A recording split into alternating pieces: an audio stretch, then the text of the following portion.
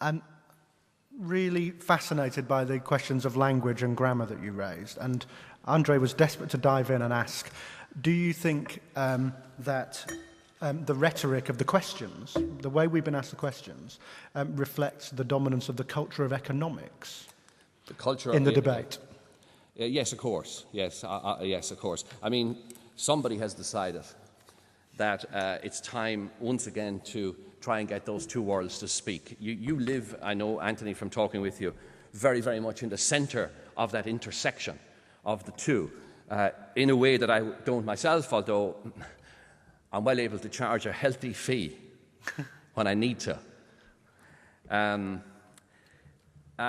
I think so, because, of course, as somebody was pointing out yesterday, there's now more cultural money through the structural funds in the Department of Finance than there is in the budget of the Minister of Culture. That didn't happen by accident. Yeah, it's natural. You know, people are concerned about employment. People are concerned about wealth in the economy. You know, those elements. If everybody goes hungry, the singing will stop pretty quickly, and so will the dancing. So, let's remember that as well. So it's very natural that people are seeing, well, if we send the money to the Ministry of Culture, they'll do all kinds of cultural things with it. But if we send it to finance and the economy side of the house, they might do cultural things with it that are linked and will have identifiable data back in terms of the health of the economy. Yeah. And you are right. It is, in fact, somehow or other, it is the Department of the Horizontal. It's the horizontalization between those. That's just a very, very specific, a very easy to understand and a very powerful example of the division between the two worlds. Perhaps arrogating the word creativity to ourselves as artists is the first mistake. Because I don't know how many business people there are out there, but I've seen an awful lot of creativity in a business deal. To sell a good second-hand car, or even a bad second-hand car, needs a lot of creativity. So if you take the word creativity in a much wider sense, creativity is what every child does. It's the natural propensity to play. I have a friend who, a very generous man, an American philanthropist, who is somewhat in the news recently, has given all his wealth away. Very unassuming man. And what's come across, in fact, is that he was really, really good at making money, but he had no interest in money. Just had no interest. He didn't make it because, that's what he did. And he got the buzz from making money. That's creativity. Mm-hmm. And in another world, in another set of skills, in another reading of the DNA, another fall of the dice, who knows what he would have been. But he seems to be a bit of a Mozart. Now, what I'm saying there in his own domain, as I say, dealing with different kinds of notes. So we mustn't arrogate the word creativity to ourselves. Creative expressions, yes, that's a different thing.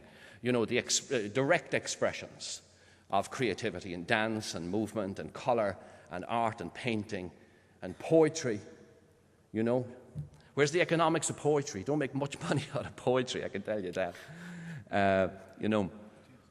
So I don't know where a poet would fit in, or how would a European poet benefit from the Lisbon Cultural Forum? What are they going to get out of it? Those books are very, very small, very easy to photocopy. Musicians have it easy, take it from me. So just to follow that up then, so I think if I'm understanding you correctly, you're making a case for a balanced conversation with the culture of economics, because you're not accepting some of the terminology, which I actually rather agree with. Do you think there's been too much attempt from the cultural and creative sectors to sort of adopt the language of the economics and adopt the language of finance? Yeah, or do you think, how do we have that conversation in the way that makes it a real conversation between two parties rather than one set dictating to the other?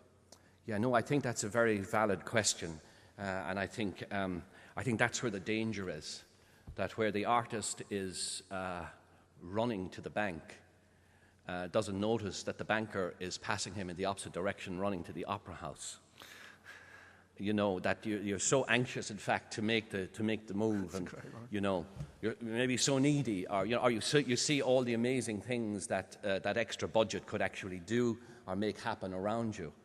That you're not really honest, you know, that you're actually dishonest. And I think the economic side of the house deserves that honesty, and I think it will appreciate that honesty, and I think it will recognize that honesty. You know, our world is different from your world, but there's a big intersection between the two. But our world is not your world. You know, I mean, whoever heard of a successful business that was losing money? You know, it doesn't make sense. I mean, it's profit-led. It's about the management. It's about the economy of economics.